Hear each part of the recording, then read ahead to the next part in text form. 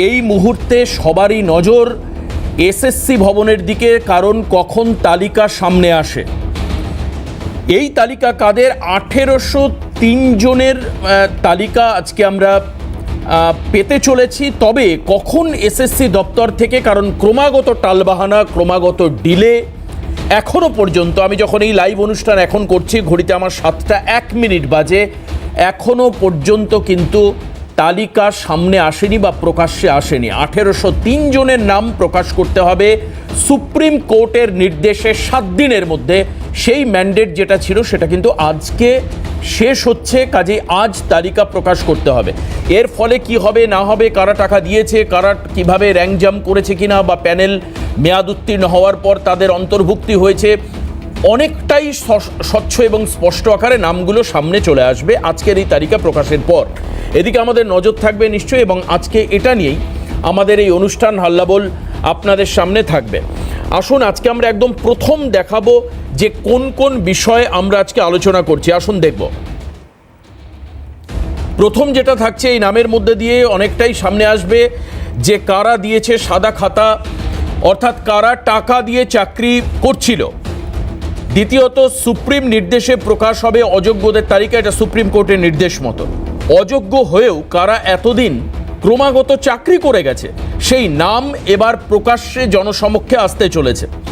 প্রকাশ্যে আসবে কিভাবে হয়েছিল শিক্ষক বিক্রি, অযোগ্য হয়েও কারা এতদিন শিক্ষক সেজেছিল, কারা পড়ুয়াদের ভবিষ্যৎ নিয়ে ছিনিমিনি খেলছিল। এটা মানুষের প্রশ্ন ছিল, সেই প্রশ্ন অনেকটা পরিষ্কার হবে। কারা পড়ুয়াদের ভবিষ্যৎ নিয়ে ছিনিমিনি খেলছিল। অযোগ্যরা পাবে না আগামী নিয়োগের পরীক্ষায় বসার কোনো রকম ছাড়পত্র, এটাও সুপ্রিম কোর্টের নির্দেশ ছিল।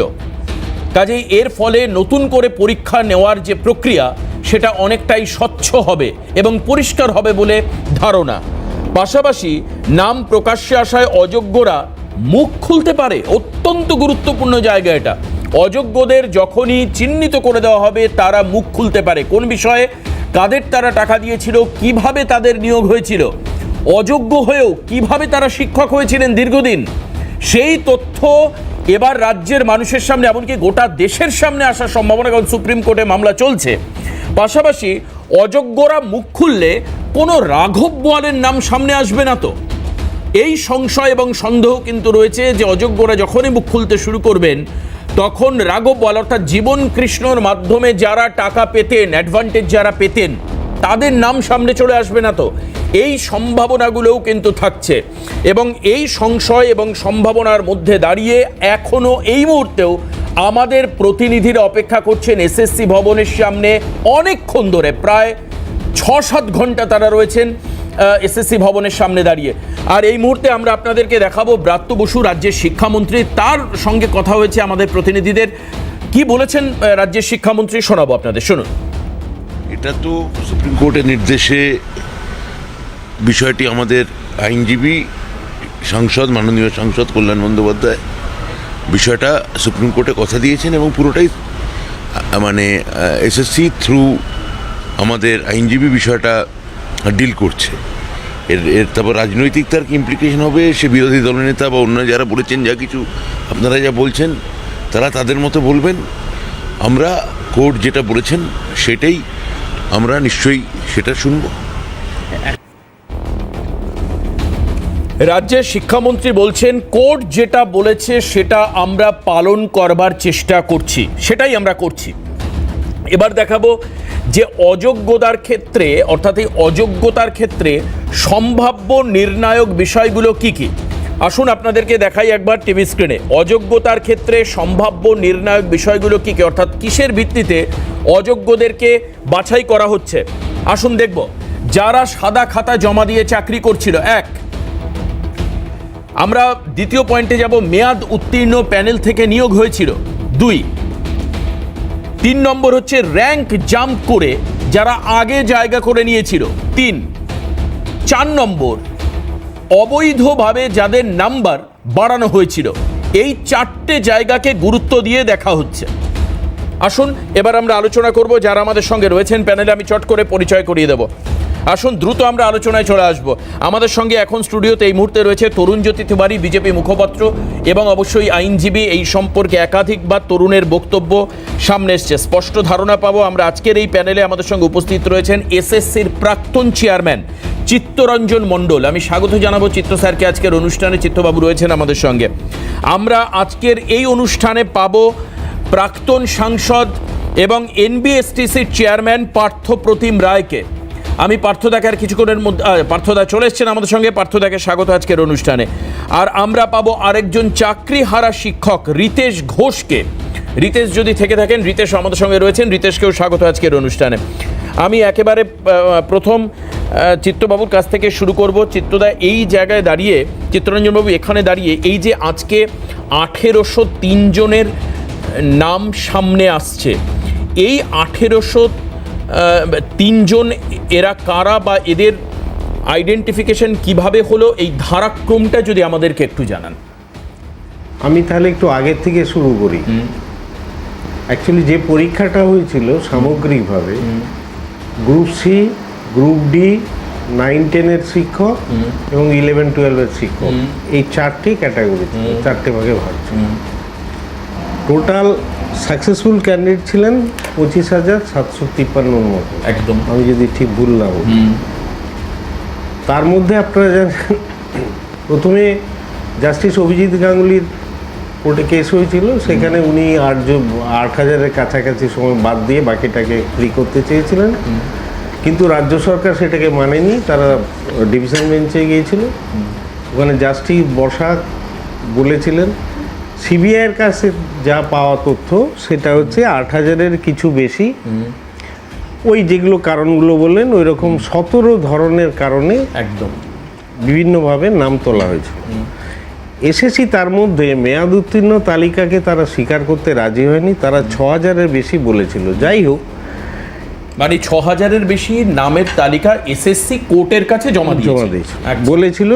তারপরে যখন সিবিআই বলল এটাই যথেষ্ট নয়, বাকি যারা আমরা আইডেন্টিফাই করতে পারিনি কিন্তু আমরা বুঝতে পারছি যে আরও টেন্টেড এর মধ্যে লুকিয়ে আছে, কিন্তু সেগুলো আমরা আইডেন্টিফাই করতে পারছি। এ কথা বলার পর জাস্টিস বসাক বলেছিলেন তাহলে এসএসসি বলুক তারা কি বলতে চাইছে, এসএসসি তাহলে বলুক ওই তারা যা বলছে বা সিবিআই যা বলছে, তাহলে বাকি সবগুলোই হচ্ছে আনটেন্টেড এবং তারা জাস্টিফাইড রিক্রুটেড শিক্ষক বলুক। এসএসসি সেই দায়ভারটা নিতে চাইলো না। সমস্যাটা ওইখান থেকেই আসলো। জাস্টিস বসাক, তার তরুণবাবু আছেন, উনি আরও ভালো বলতে পারবেন, উনি প্র্যাকটিস করেন, আমি তো ল জানি না, লয়ের স্পেশালিস্ট উনি। জাস্টিস বসাক বহুবার ধরে সরকারকে, এসএসসিকে বারবার বলেছিল যে এমনভাবে অযোগ্য যোগ্য মিশে আছে, সিবিআই বলেছিল সেগুলোকে আমরা আলাদা করতে পারছি না।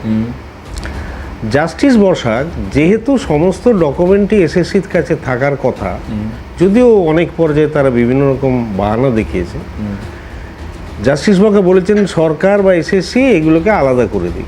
বারবার বলা সত্ত্বেও, মানে জাস্টিস বসাক বলতে আপনি হাইকোর্টের ডিভিশন বেঞ্চে বলছেন, তার মানে তখনও মামলা সুপ্রিম কোর্টে যায়নি। বেশ, তারপর যখন বারবার এই নিয়ে অনেকবার, তরুণবাবু জানেন, উনি বলতে পারবেন কতবার বলা সত্ত্বেও এসএসসি করবোরেট করেনি যে যেগুলো সিবিআই আইডেন্টিফাই করেছে তার বাইরে যারা আছে তারা সবাই যোগ্য, এটা স্বীকার করতে পারে। তারা বললো আমরা এটা করবোরেট করতে পারবো না। সেখানেই সমস্যাটা হলো। বারবার তখন নিরুপায় হয়ে জাস্টিস বসাক একটা রিজন জাজমেন্ট দিলেন, 140 পাতার মতো, সম্ভবত 256 পাতা।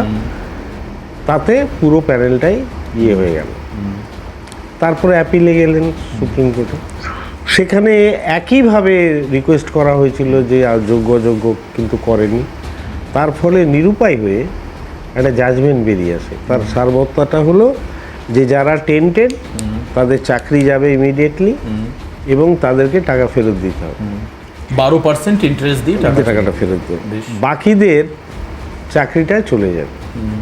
তারপরে সরকার আবার একটা অ্যাপিল করে যে এখন যদি যে সমস্ত মানে ওই টেন্টেডগুলো বাদ দিলে বাকি যেগুলো আছে তাদেরকে যদি আমাদের এখনই চলে যেতে হয়, তাদের অসুবিধা হবে, স্কুল চালানো যাবে না, সামনে পরীক্ষা ইত্যাদি এইসব কারণ দেখিয়ে সুপ্রিম কোর্ট বললেন যে তাহলে কেবলমাত্র যাদেরকে নট স্পেসিফিক্যালি টেন্টেড তারা চাকরিটা কন্টিনিউ করবে 31 ডিসেম্বর, এবং তারাও শুধু শিক্ষক এবং শিক্ষিকা গ্রুপ সি গ্রুপ ডি বাদ দেওয়া হলো, টেন্টেডদেরকেও বাদ দেওয়া হলো সম্পূর্ণভাবে। আচ্ছা, তারপরে যখন সরকার বা এসএসসি টেন্টেডদের তালিকা প্রকাশ করলো না, কনফিউশন রইল, তখন আবার মামলা হলো। তখন পরিষ্কার লাস্ট যেটা সুপ্রিম কোর্টে মামলা হয়েছিল শেষ হিয়ারিংটা আমি একটু দেখছিলাম, বড় বিরাম্য না, বাংলার ক্ষেত্রে সেটা মোটেই ভালো নয়। তো যাই হোক, তাতে পরিষ্কার করে বলে দিয়েছেন যে টেন্টেডদের তালিকা প্রকাশ করতেই হবে। এক, 2 নম্বর হচ্ছে কোনোভাবে যদি একজন টেন্টেড টিচারও থেকে যান বা পরীক্ষা দেন তাহলে কিন্তু তারা অত্যন্ত সিবিআই পর্যন্ত দিতে পারেন। এই কথাটা আমি শুনেছি, কিন্তু কড়া ব্যবস্থা না হলে তার দায়ভার হয়তো এসএসসি বা রাজ্য ফলকে ফল ভোগ করতে হবে। এই কথাটা বলার পরে ভেতরে যে সমস্ত আর্গুমেন্টগুলো সেগুলো আর বলছি না, সেটা আরও কদর্যজনক, সেটা আমি বলবো না। আমি অ্যাক্সিডেন্টালি সেই আর্গুমেন্টটা শুনছিলাম, সেগুলো আর বলতে চাই না। তাতে কিন্তু বাংলার অবস্থাটা খুব ভালো হচ্ছে না। একদম, আমি আসবো আবারও আপনার কাছে, কিন্তু এই মুহূর্তে পার্থদা রয়েছেন আমাদের সঙ্গে। পার্থদা, কিছুক্ষণ আগে রাজ্যের শিক্ষামন্ত্রী বলছিলেন যে কোর্ট যেরকমটা বলছে আমরা সেই মেনে কাজ করছি, কিন্তু দেখা যাচ্ছে যে দুপুরবেলার পর থেকে সমস্ত সংবাদ মাধ্যমের প্রতিনিধিরা এসএসসি ভবনের সামনে দাঁড়িয়ে থাকা সত্ত্বেও এখনও পর্যন্ত প্রথম একবার বলা হলো 3টে, তারপর 4টে, তারপর 5টা, তারপর 6টা, তারপর 7টা, প্রতি ঘন্টা পেরোচ্ছে, কিন্তু এখনো পর্যন্ত তালিকা সামনে আসছে না। এর কারণ কি? দেখুন, এর কারণ এখান থেকে বসে আমি ব্যাখ্যা করতে পারবো না, তবে শিক্ষামন্ত্রী যখন বলেছেন তালিকা প্রকাশ করবেন, কোর্টের যে ভার্ডিক্ট রয়েছে তাকে মান্যতা দিয়ে, অ্যাডভাইজারি রয়েছে তাকে মান্যতা দিয়ে নিশ্চিতভাবে সেটা প্রকাশ পাবে। দেরি হচ্ছে, কারণ এই দেরি হওয়ার কারণের পেছনে যেটা জেনারেল আসপেক্টে আমরা উপলব্ধি করছি যে তড়ি ঘড়ি নয়, খুব যত্ন সহকারে কোনো অযোগ্য যিনি ক্যান্ডিডেট তারা যাতে সেখানে তাদের নাম প্রত্যেকেরই থাকে এই তালিকায়, কোনো যোগ্য ক্যান্ডিডেটের নাম যাতে সেখানে ইনক্লুড না হয় বা কারো একটা নাম যাতে বাদ পড়ে না যায়, যেটা আগামী দিনে এই পরীক্ষা ব্যবস্থাটাকে হয়তো প্রভাবিত করতে পারে। মানে পার্থদা, আমার বলতে খুব খারাপ লাগছে যে এই বাছাবাছির কাজটা 30শে আগস্ট পর্যন্ত, মানে আজকের দিনে সকাল থেকে শুরু হলো কি, মানে যে কারণের জন্য এত সময় লেগে যাচ্ছে, মানে খুব স্বাভাবিকভাবে এটা মনে হবে। আমরা এই জায়গা থেকে যে তড়িঘড়ির কথাটা বলছি বা দিল্লির কথাটা বলছি, বাস্তবিক পক্ষে সেই জায়গায় কাজ করতে গিয়ে অত্যন্ত সচেতন ভাবে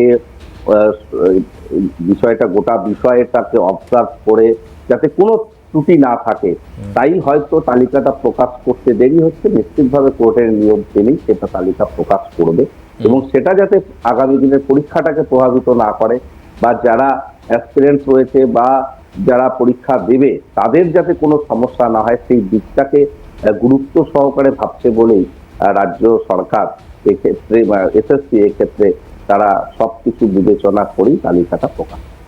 বেশ, তরুণ, আমি এতক্ষণ ধরে শুনলাম, স্যারের কথাগুলো শুনলাম, আমার একটু সময় লাগবে যেহেতু ইস্যুটা অনেক বড়। ফার্স্ট থিং হচ্ছে সিঙ্গেল বেঞ্চ। না, তুমি কিন্তু এটা আমার অনুরোধ, তুমি আইনজীবী হিসাবে আগে ব্যাখ্যাটা আমি আইনজীবী হিসাবেই বলবো, একদম রাজনৈতিক রাজনীতির কথা আমি বলতেই চাই না। হ্যাঁ, মানে রিয়েলিটিটা মানুষ আমি রাজনীতির কথা বলতেই চাই না, আমি একদম আইনের কথা বলি। মামলাটা হলো প্রথমে অনেকদিন আগে থেকে ইস্যুগুলো শুরু হয়েছে। 2019 যদি আমি বলি স্পেসিফিক্যালি, একদম ছাত্রছাত্রীরা রাস্তায় বসে আছে, তারা বলছেন চাকরি চুরি হয়েছে, মমতা বন্দ্যোপাধ্যায় আহারে বাংলা, সব লোকজন খাওয়া দাওয়া করছে, তৃণমূল নেতারা, ছাত্রছাত্রীরা বললেন আমাদের চাকরি চুরি হয়েছে, মমতা বন্দ্যোপাধ্যায় কিছু করুন। মমতা বন্দ্যোপাধ্যায় আলটিমেটলি পার্থকে নিয়ে গেলেন, বলেন এখন তো ভোট চলছে, কিছু করতে পারবো না, পার্থ ব্যাপারটা দেখে নেবে। উপদেষ্টা কমিটি অ্যাপয়েন্ট হলো, এটা 19 সালের ঘটনা, ভোটের ঠিক আগে, খুব সম্ভবত প্রেস ক্লাবে এক্স্যাক্টলি উপদেষ্টা কমিটি দেখে নেবে। সেই উপদেষ্টা কমিটি পরবর্তীকালে কি হলো সেটা জানো, আমি সেদিকেও যাচ্ছিলাম। সিঙ্গেল বেঞ্চে মামলা চললো, বাক জাস্টিস পুরো ব্যাপারটা যখন সামনে আসা শুরু করলো, পিটিশনাররা প্রমাণ দিল কিছু, তখন জজ সাহেব চমকে গেলেন, জাস্টিস গাঙ্গুলি। অ্যাপয়েন্ট হলো justice Bag committee. Justice Bag committee পুরো কাগজপত্রগুলো দেখলেন, কাগজপত্রগুলো দেখে বিভিন্ন রকম বিভিন্ন ক্ষেত্রে দুর্নীতির হিসাব দিলেন। স্যার এক্ষুনি বলছেন যে আমাদের প্রথম তো উপদেষ্টা কমিটিকে ওই ওটা যা চলছে ছাড়ো ওগুলো। বাগ কমিটির রিপোর্টে আসলো ওএমআর ইস্যু আসলো, রেকমেন্ডেড লিস্ট এখানে আসলো, 1 নম্বর বাড়ানোর ইস্যু আসলো, নাম্বার মিসম্যাচগুলো আসলো। বাগ কমিটি বললো বেশ কিছু গোলমাল আছে, এগুলো বয়ে যাচ্ছে। এসব দেখার পর সিবিআই ইনভেস্টিগেশন দেওয়া হলো। সিবিআই যখন তথ্য দিল, এসএসসি সেখানে একটা এফিডেভিট ফাইল করলো। আজকে পার্থদা বলছেন এসএসসি কি করে করবে আমি জানি না। দেখো নতুন 2022 সাল যদি ভুল না করি, যে তথ্যগুলো আজকে আপলোড করবে সেই তথ্যগুলো তো কোর্টে দিয়েছিল, মানে ওয়েবসাইটেও এসেছিল কোর্টের নির্দেশে। তারপর আবার ডিভিশন বেঞ্চে যায়, পরবর্তীকালে চলে যায়। সেখানে জাস্টিস গাঙ্গুলি প্রথমে বলেছেন যে 8000 দেখা যাচ্ছে টেন্টেড, মানে 9, 10, 11, 12 এবং গ্রুপ সি গ্রুপ ডি নিয়ে প্রায় 8000, এগুলোকে বাদ দাও। তখন সেই অর্ডারটাকে চ্যালেঞ্জ করে ডিভিশন বেঞ্চ না, চ্যালেঞ্জ করে ডাইরেক্ট কল্যাণ বন্দ্যোপাধ্যায়ের পরামর্শে পর্ষদ চলে গেল, মানে এসএসসি কমিশন চলে গেল সুপ্রিম কোর্টে। ডিভিশন বেঞ্চ না, ডাইরেক্ট সুপ্রিম কোর্ট গিয়ে বললো আমাদেরকে না শুনে চাকরি বাতিল করে দেওয়া হচ্ছে। সুপ্রিম কোর্ট চললো বেশ কিছু ব্যাপারটা, বললো ঠিক আছে ডিভিশন বেঞ্চে ফেরত যাও। ডিভিশন বেঞ্চে ফেরত আসলো মামলা, ডিভিশন বেঞ্চে রেগুলার হিয়ারিং হলো, যাতে কেউ না বলতে পারে আমাকে শোনা হয়নি। রাজ্যের আজকের দিনে দাঁড়িয়ে একটা শিক্ষক বলতে পারবে না যারা এই চাকরি করে 26,000-এর মধ্যে, যে তারা নোটিশ পায়নি। জাস্টিস মানে বসাকে ডিভিশন বেঞ্চ এনশোর করেছিলেন যে প্রত্যেকে নোটিশ পায়। স্কুলগুলোর হেডমাস্টারের থ্রুতে প্রত্যেকটা টিচারের কাছে নোটিশ গেছিল, মানে ডিআই থেকে হেডমাস্টারের থেকে সমস্ত প্রত্যেকটা টিচারের কাছে নোটিশ গেল, এবং তারা এসে দিনের পর দিন হিয়ারিং হলো। মানে প্রত্যেকটা, মানে কি 16 সালের প্যানেল আমি ভেঙে জিজ্ঞেস করছি, মানে 25,700 একদম প্রত্যেকজন, কেউ বলতে পারবে না আমরা খবর পাইনি। বেশ চলতে লাগার পর এসএসসি কে বারবার বললো জাস্টিস বসাক যে তোমাদের যে এই লিস্টটা ছিল, justice Bag committee report, CBI report, তোমরা বলছো তোমরা স্টেপ নিচ্ছ, তোমরা বলো এটা টেন্টেড কিনা, বা এটা ছাড়া আর কেউ টেন্টেড আছে কিনা। সিবিআই ইতিমধ্যে বলে দিয়েছে আর কারা কারা টেন্টেড বোঝা আমাদের পক্ষে সম্ভব নয়, কারণ ওএমআর ডেস্ট্রয়েড, নিয়ম না মেনে ওএমআর তড়িঘড়ি ডিস্ট্রয় করে দেওয়া হয়েছিল। ফলে জ্বালাটা বোধহয় অভিজিৎ তোমার মানে তরুণ তুমি ওএমআর এর হার্ড কপি বলছো? হ্যাঁ, তোমার জ্বালাটা হার্ড কপি সফট কপি কিছুই নেই। আচ্ছা, যেটা যেটা আছে ডিজিটাল টেক্সট ফরম্যাট, ওটা বেকার জিনিস। তোমার দর্শকদের বোঝার জন্য আমি বলছি, ধরো 30 লক্ষ পরীক্ষার্থী, বেশ 30 লক্ষের মধ্যে 26,000 চান্স পেয়েছিল এই গ্রুপ সি গ্রুপ ডি 9, 9, 12 এর মধ্যে। এই 26,000-এর মধ্যে কে জেনুইন কার না সেগুলো পেয়ে গেলে, বাদবাকি যারা থাকলো, বাদবাকি 30 লক্ষ যারা থাকলো, তুমি কেউ গ্যারান্টি দিয়ে বুকে হাত রেখে বলতে পারবে যে তাদের মধ্যে এমন কেউ নেই যারা যোগ্য ছিল না বা যাদের ওএমআর এর নাম্বারটা বেশি ছিল না? কেউ বলতে পারবে? পারবে না। তো আসলো কি, এবার ওটা হলো না। এসএসসি কে বারবার জিজ্ঞেস করা হলো, এসএসসি ডিভিশন বেঞ্চ বললো তোমরা যোগ্য অযোগ্য লিস্ট দাও, এসএসসি দিল না। গোল গোল গোল গোল গোল গোল ঘুরলো। 5 থেকে 6 বার চান্স দেওয়া হয়েছে এসএসসি কে এফিডেভিট করে বলার কারা যোগ্য কারা অযোগ্য। এসএসসি পরিষ্কার বলেছে পারবো না। সুপ্রিম কোর্টে গেল মামলা, সুপ্রিম কোর্টে যখন হিয়ারিং চলছে, সুপ্রিম কোর্ট বারবার জিজ্ঞেস করেছে আপনারা বলুন কারা যোগ্য কারা অযোগ্য, আপনারা রিক্রুটিং অথরিটি, অনলি আপনারাই বলতে পারেন। তারাও বললো না।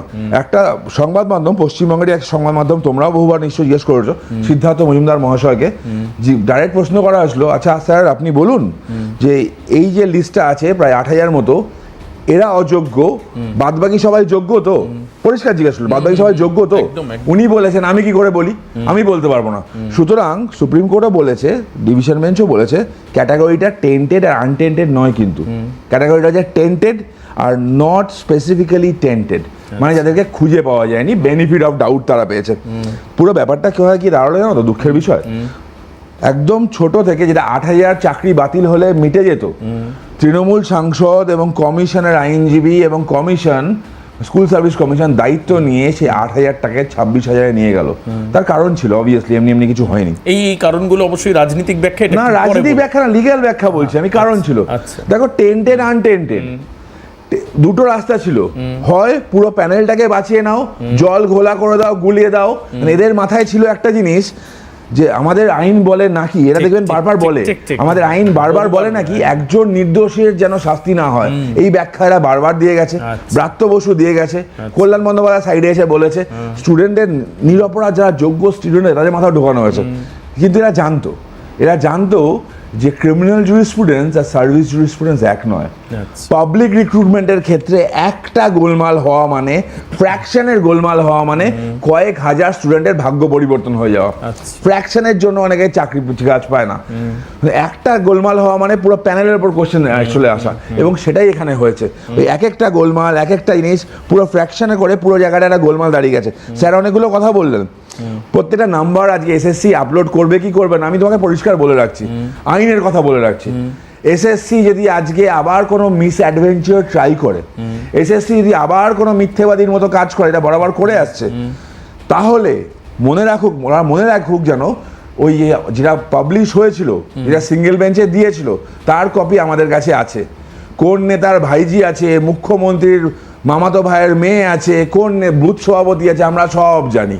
যদি একটা নাম বাদ যায়, একটা নাম গোলমাল হয়, সুপ্রিম কোর্টে বিষয়টা আমরা তুলবো।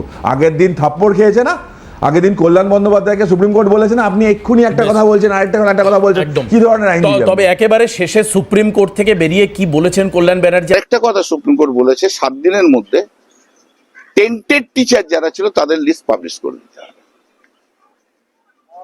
কারণ একটা কনফিউশন হচ্ছে কে টেন্টেড, কে আনটেন্টেড, কে আনটেন্টেড, কারা আমাদের মতো টেন্টেড, সিবিআর মতো টেন্টেড, সেই নামগুলোকে পাবলিশ করে দিতে হবে 7 দিনের মধ্যে। আমি এবার রিতেশের কাছে যাব।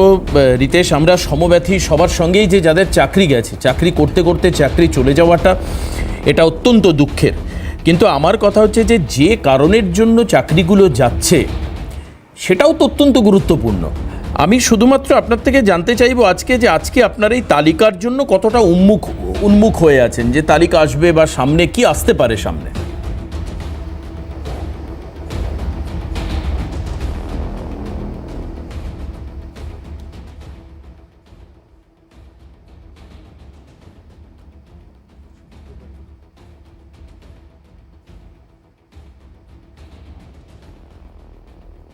আমরা আরেকবার চেষ্টা করব রিতেশের সঙ্গে যোগাযোগ করবার জন্য, কিন্তু পার্থদা যে প্রসঙ্গগুলো তরুণ বললেন এর তো একদম খুব পরিষ্কার যে যেখানে এসএসসির গাফিলতি বা গড়িমসি এবং তার সঙ্গে ইচ্ছাকৃত মানসিকতা, যে কারণের জন্য পুরো 25,752 জনের চাকরি, তার মধ্যে যোগ্য অযোগ্য সবাই মিলেমিশে আছেন। আমি নিশ্চিতভাবে বিশ্বাস করি, মনে করি যে যোগ্যদের সংখ্যাটাই বেশি, কিন্তু অযোগ্যরা মিলে পুরো প্যানেলটাকে নস্যাৎ করে দেওয়ার পেছনে তো তাহলে এসএসসির পুরো ইন্টেনশনাল মোটিভ, যেটা তরুণ বলছেন, আমাকে যদি তরুণের টেকনিক্যাল, কারণ আমি তরুণকে বারণই করেছিলাম যে রাজনৈতিক কথা না বলতে, যেটা বলছেন আপনি কোনো জায়গায় কন্ডেম করবেন তরুণের বক্তব্য?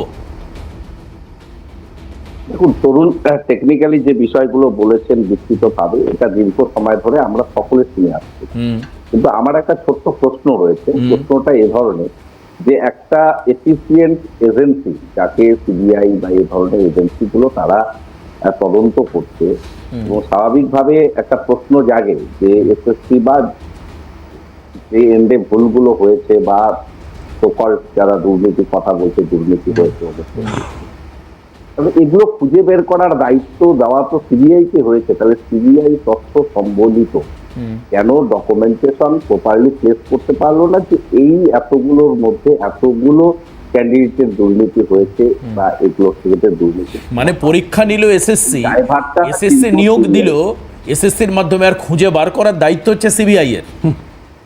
বাহ! আরে যেহেতু একটা অভিযোগ এসেছে, এত বড় ধরনের কোয়েরিজ হয়েছে, তাহলে আজকে শিক্ষামন্ত্রী বা অমুক এসএসসির এই যে এসপি সিনহা সহ সুবীরেশ ভট্টাচার্য সহ এতদিন জেল কাটলো কিসের ভিত্তিতে? নিশ্চিতভাবে কোনো ডকুমেন্টেশন বা কোনো অভিযোগ বা তাদের কাছে কিছু।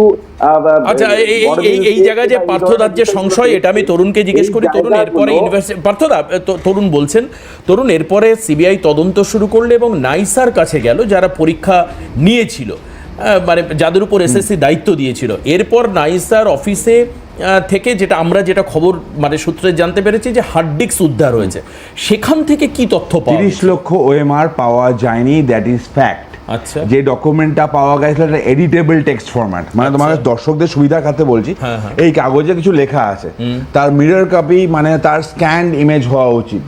স্ক্যান্ড ইমেজ না হয়ে কি করেছে, কাগজের মধ্যে লিখেছে দেবাশিস 12 পেয়েছে, তরুণ 11 পেয়েছে, আচ্ছা। স্যার মানে 24 পেয়েছে, পার্থদা 25 পেয়েছে, আচ্ছা। এডিটেবল টেক্সট ফরম্যাট লিখে রেখেছে। আচ্ছা। ওইটা তো কাগজ মানে হতে যার পারে না। সঙ্গে কোনো ওয়েমার এক্স্যাক্টলি নেই। এবার পার্থদার কথা আমি মনে করে দিই, আমি পার্থদা কারোর দোষ নেই, একদম সিবিআই এর দোষ। ফার্স্ট থিং, এসএসসি তো কোনো দায়ী ছিল না ওএমআর গুলো প্রোটেক্ট করার।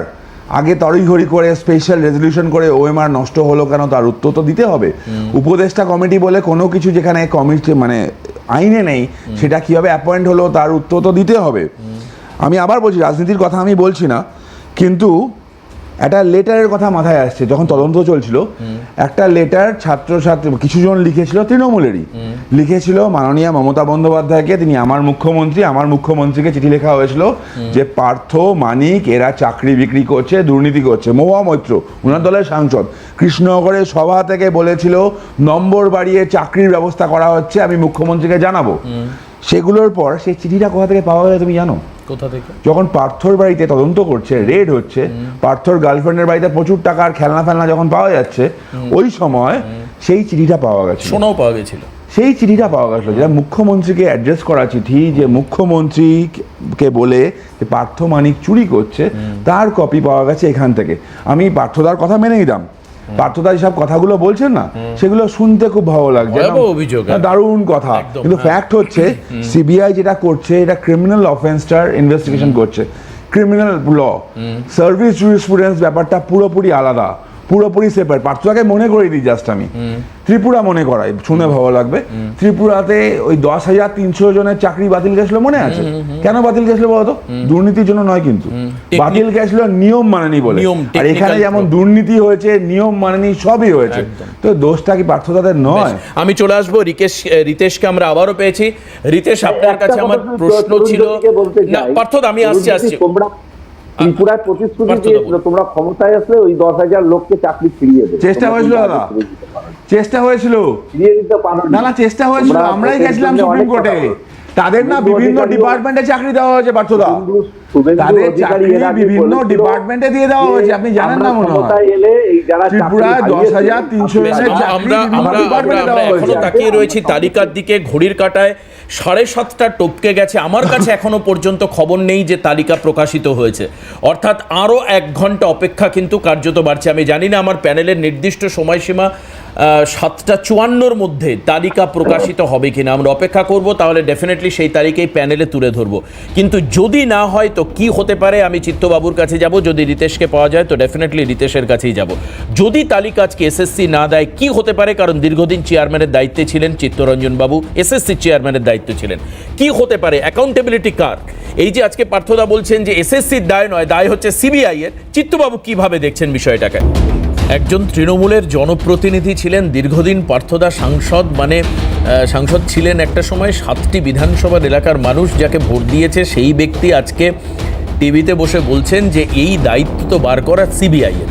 এসএসসির অ্যাকাউন্টেবিলিটি তুলনামূলক সিবিআইয়ের থেকে কম। চিত্তদা, এই যে পুরো যে ঘটনাক্রম তাতে বারবার করে আইনি ব্যবস্থা বলছে যে এসএসসি প্রকাশ করুক, কারণ যেহেতু যারা নিয়োগ নিয়ামক সংস্থা, আমার কথা যে তাদের কাছে যে তরুণ চিৎকার করে বলছে যে কেন মিরর ইমেজ থাকবে, কেন ওএমআর শিটগুলোকে ডিস্ট্রয় করে দেওয়া হয়েছে, হার্ড কপি সফট কপি কিচ্ছু নেই, এর জন্য দায় কতটা? বা আজকে যদি তালিকা না আসে তাহলে এসএসসির কি হতে পারে? মানে এসএসসির উপর আইনি প্রকোপ কি পড়তে পারে চিত্তবাবু? শুনুন, আমি পার্থকেই বলছি, পার্থ একজন পেশায় শিক্ষক, উনি তৃণমূলের সাংসদও ছিলেন, এখনো দলের সাথে জড়িত, এখনো এনবিএসটিসির চেয়ারম্যান। কাজে ওনার একটা দলের পক্ষ থেকে দায়িত্ব আছে, কিন্তু সেই দায়িত্বটা করতে গিয়ে উনি দায়িত্ব না দায়বদ্ধতা? দায়বদ্ধতা যাই বলুন, আমি একটু কমিয়ে বললাম, আপনি স্পেসিফিক্যালি বললেন।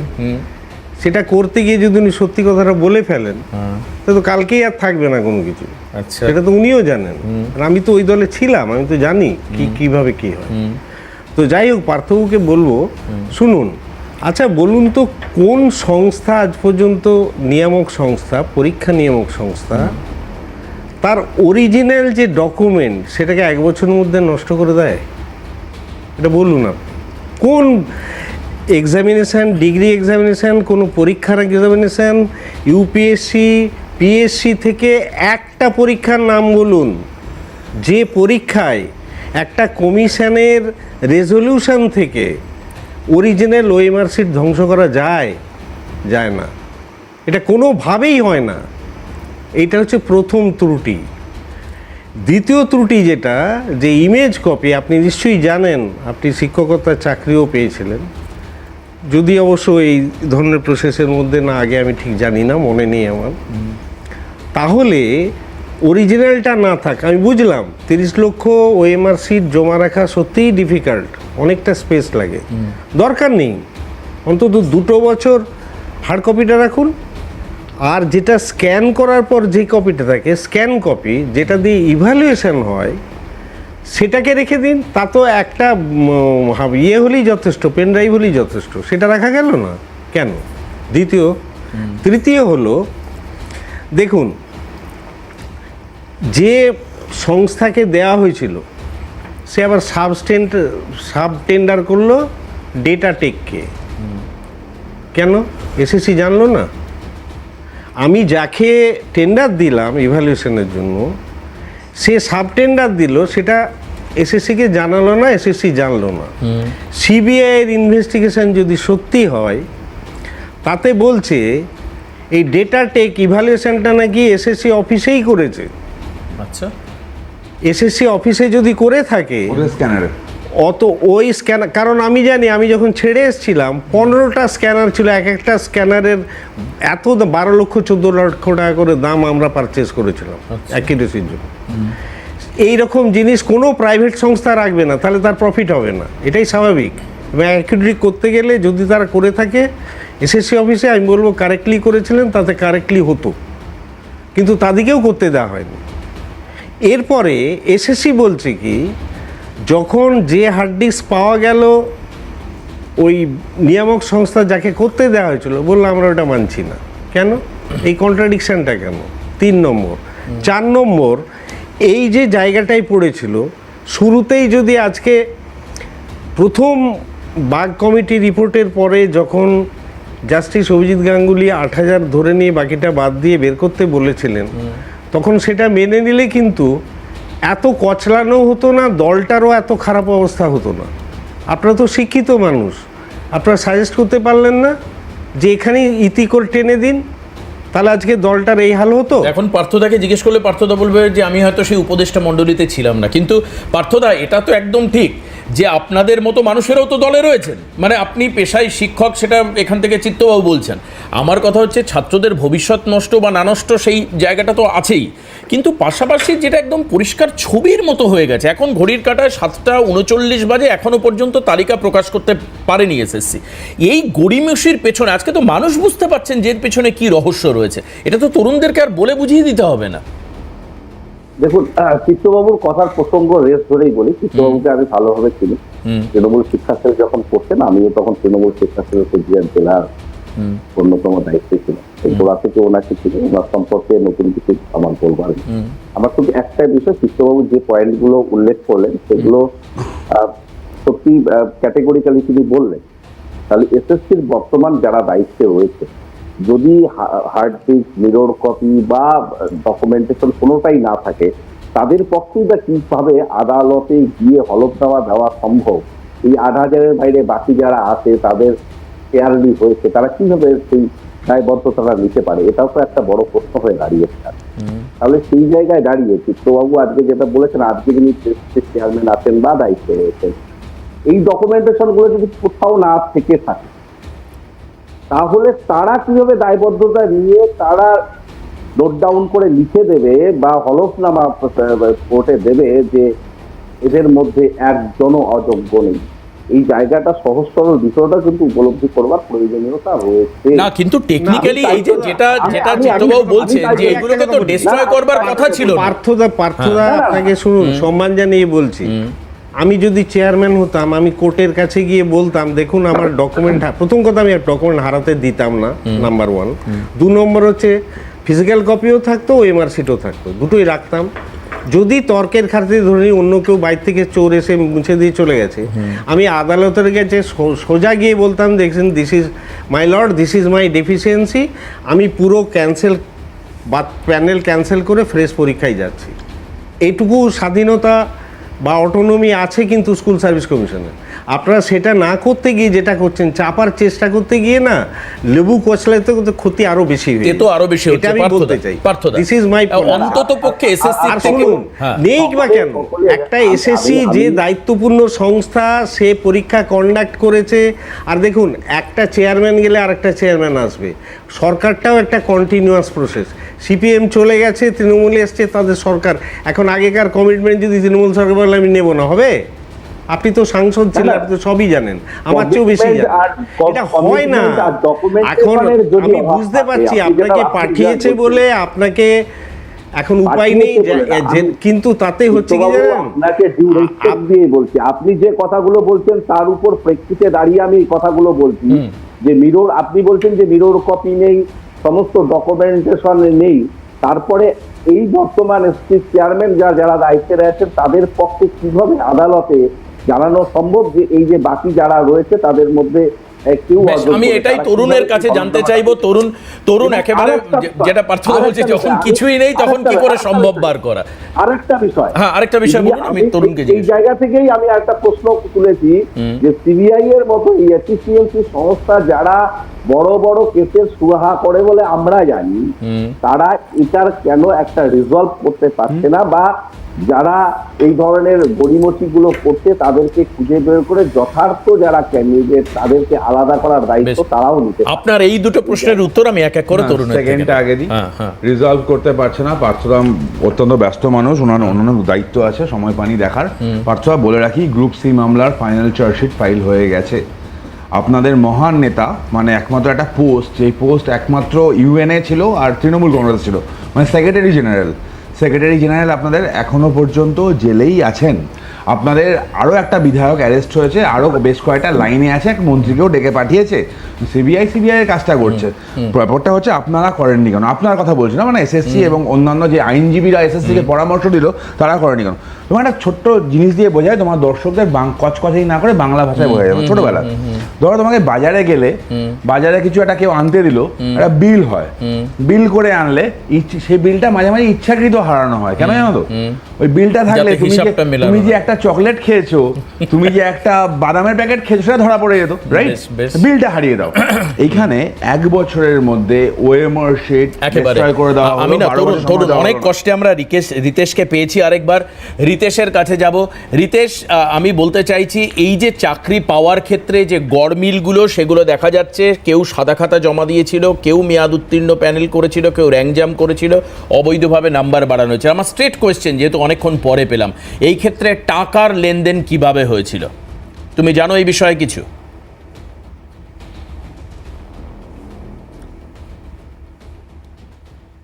দেখুন, আপনি যে প্রশ্নটা করেছেন এই বিষয়ে আমার কোনো কিছুই জানা নেই, কিন্তু আমার এখানে কিছু বলবার আছে আপনাদের উদ্দেশ্যে। সেটা হচ্ছে যে কলকাতা সুপ্রিম কোর্টের 3rd এপ্রিল 17 এবং রিভিউ পিটিশনের যে অর্ডার, সেই অর্ডারের ক্ষেত্রে আপনারা লক্ষ্য করবেন, সেখানে বলা আছে ওএমআর মিসম্যাচের ক্ষেত্রে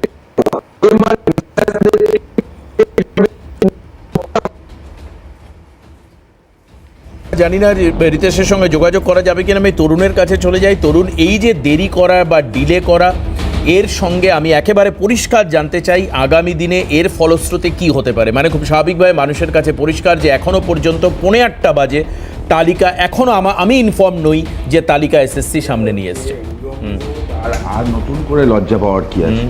এসএসসি উলঙ্গ হয়ে গেছে, নতুন করে তাকে আর লজ্জা বস্ত্র দিয়ে তুমি বা কি করবে? দেখো, যতবার না ওই ধরা পড়েছে, দেখবে 20 কোটি 30 কোটি ধরা পড়েছে না, যতবার 20 কোটি 30 কোটি তোমরা বলেছো, আমার কানের কাছে বেজেছে হাওয়াই চটি হাওয়াই চটি হাওয়াই চটি। মমতা বন্দ্যোপাধ্যায় বলেছিলেন আমার প্ল্যান আছে, তার এ প্ল্যান আছে, বি প্ল্যান আছে, সি প্ল্যান আছে, ডি প্ল্যান আছে, ই প্ল্যান আছে। আসলে আবার এই 5টা প্ল্যানের মধ্যে শুধুমাত্র দ্বিতীয় এবং তৃতীয়টা কাজে লেগেছে, আর কোনো প্ল্যান তার কাজে লাগেনি। ইডি বলছে কি বলছি তোমার দর্শকরা বুঝে নিক। এ থেকে ই পর্যন্ত যে কটা প্ল্যান আছে তার মধ্যে শুধুমাত্র দ্বিতীয় এবং তৃতীয় প্ল্যানটা কাজে লেগেছে, আর কোনো কাজে লাগেনি। সেকেন্ড হচ্ছে, আবার একটা ফ্যাক্ট জেনে রাখো, যেই দলে ওই চিঠিটার প্রসঙ্গে আমি বললাম, মানে যেই রাজ্যে একটা সিংহ শাবকের জন্ম থেকে শুরু করে একটা শৌচাগার নির্মাণ পর্যন্ত তার অনুপ্রেরণা ছাড়া হয় না, এত বড় দুর্নীতি তার অনুপ্রেরণা ছাড়া হয়নি, এটা কেউ বিশ্বাস করে না।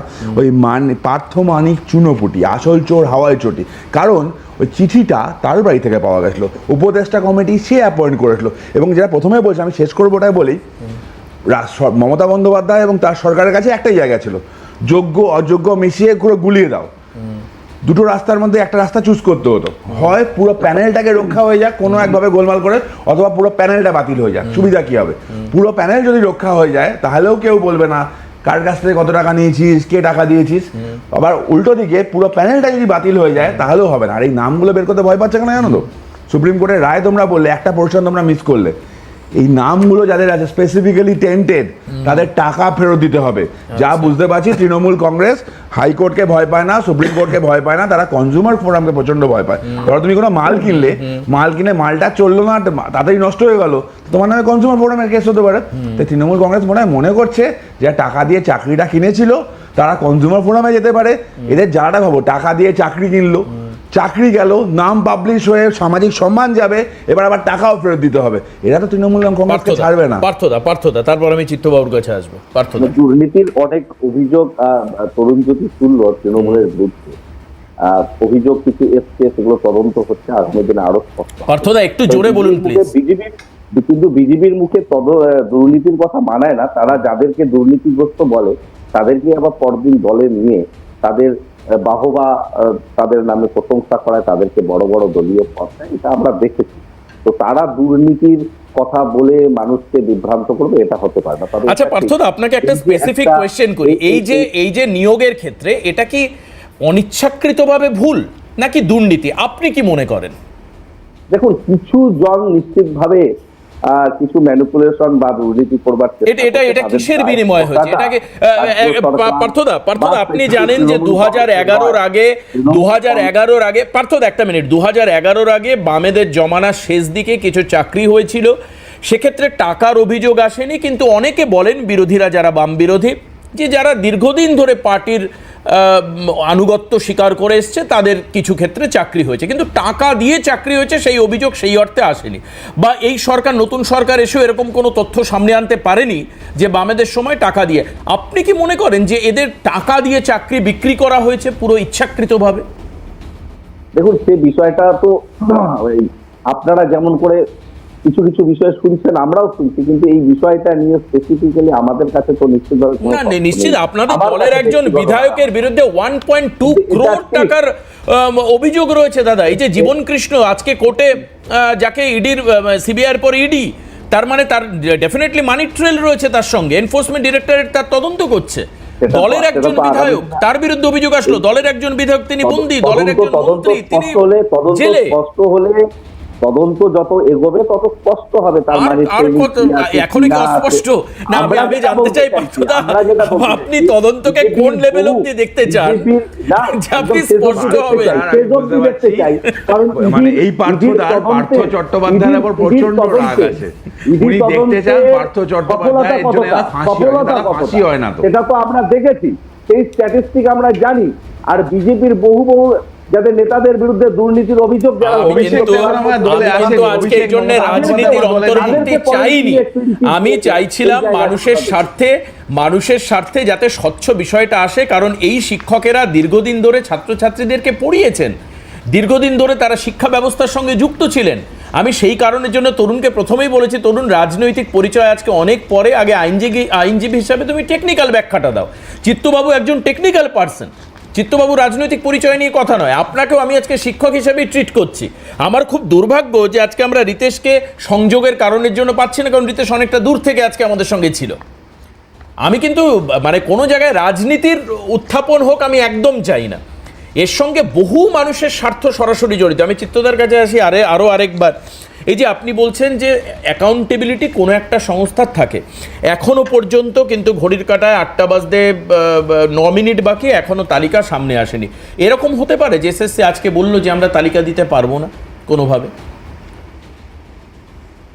বলতে পারে। সুপ্রিম কোর্টের যা নির্দেশ আছে সেটা কিন্তু যদি দিতে পারবো না বলে সেটা আদালত অবমাননা সামিল হবেই, এবং তার জন্য এর আগেও তো সুপ্রিম কোর্ট ডিএ দিতে বলেছিল, রাজ্য ডিএ দেয়নি, সে মানে এরকম তো বহুবার দাঁড়ান, হয়েছে আর কি। মামলাটা তো শেষ হয়নি, চলছে তো।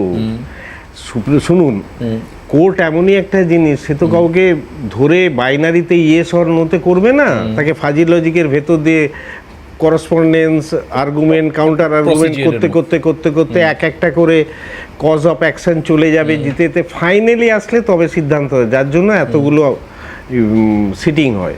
কাজে কাজে কোর্ট তো একবারে ওইভাবে করতে পারে না, আস্তে আস্তে আস্তে আস্তে আসবে। এখন যদি ওরা লিস্টটা না বের করে, অবভিয়াসলি লিস্টের পরে কি হবে, এটা তো একবারে পুরো মাত্রায়, আমি যতটুকু আইন বুঝি, আমি আইনজ্ঞ নই, তরুণবাবু বলতে পারবেন, এটা তো অবশ্যই আদালত অবমাননার সামিল। কিন্তু একটা ছোট্ট কথা জিজ্ঞেস করি, আপনি যখন চেয়ারম্যান ছিলেন, আপনি বেশ কিছু জায়গায় অটোনমির প্রশ্ন আনলেন, যে অটোনমি এটা এসএসসি করতে পারে। আপনার কি মনে হয় এই যে এসএসসির অটোনমিতে কতটা হস্তক্ষেপ হতে পারে, যে যার জন্য এসএসসির অবস্থা এই হতো? শুনুন, এসএসসি চেয়ারম্যান আমি তো চালিয়েছি, পার্থবাবু জানেন, উনি অনেক কিছুই জানেন, আমিও অনেক কিছু জানি, আমি সেটা তো পাবলিক করবো না। চেয়ারম্যানের অটোনমি আছে, তিনি যদি মনে করেন, তার যদি গার্ডস থাকে, তার যদি ভয় না থাকে যে আমার চাকরিটা যাবে, তাহলে তার অটোনমিকে হাত দেওয়ার ক্ষমতা কারো নেই, যেটা আমি দেখিয়ে দিয়ে এসেছি। আমি কিন্তু একটা কেসেও কারোর সঙ্গে কম্প্রোমাইজ করিনি, বিনিময়ে আমাকে চাকরিটা ছাড়তে হয়, এবং যার জন্য আমার ইউনিভার্সিটি 5 বছরের চাকরি আমাকে লুজ করতে হয়। কি ভয়াবহ অবস্থা, আমি তরুণের কাছে যাব। আমি এটাও রাজি ছিলাম, কারণ আমি কোনোভাবেই আমি এটা জেনেছিলাম। শুনুন পার্থবাবু, আপনাকে বলি, দায় কেউ নেবে না, ভাগ নেবে, দায় কেউ নেবে না, জেল খাটতে হবে যে করবে তাকে, এটা আমি জানতাম, এই ধ্যান ধারণা আমার ছিল, সমস্ত ধ্যান ধারণা নিয়ে আমি জানি কি ঘটছে, কি হবে, কিভাবে তার পরিণতি হবে। সেই জন্যই আমাকে অতিরিক্ত সাবধান হয়ে আমি কোনোভাবে প্রলোভনে পা দিইনি। তাতে যদি আমার কিছু, আমি যদি লসও হয় আমার ব্যক্তিগত কিছু অর্থনৈতিক, তাতেও আমি কেয়ার না করে চলে আসবো, একেবারে এই ধারণা নিয়ে জেল যাত্রা না হয় অন্তত পক্ষে, সেটা খুব স্বাভাবিক। আজকে রাতে সময় নেই, অটোনমিতে কোন জায়গায় হস্তক্ষেপ হতে পারে, যেখানে একজন চেয়ারম্যান তিনি সম্ভাবনা করেন যে তার জেল যাত্রা হতে পারে, এবং সেখান থেকে সরে এসে তিনি তার নিজের সম্মান রক্ষা করা, মানে এই জায়গায় দাঁড়িয়ে আলোচনায় থাকবে। এবং ডেফিনেটলি আপনারা টেলিভিশনের পর্দায় নজর রাখবেন যে কখন এসএসসি অযোগ্যদের নাম সহ তালিকা প্রকাশ করে। আজকে আর আমাদের হাতে সময় নেই, আমি প্রথমেই বলেছিলাম যে হয়তো হয়ে যাবে 8টা বেজে যাবে, এই তালিকা প্রকাশের তথ্য আমরা হাল্লা বলে দিতে পারবো না, তাই হলো, এখনো পর্যন্ত তালিকা প্রকাশের কোনো খবর নেই। এখন এখানেই শেষ করছি, অবশ্যই পরবর্তী খবরে নজর রাখুন, সঙ্গে থাকুন। হাল্লা বলে শেষ করছি, নমস্কার।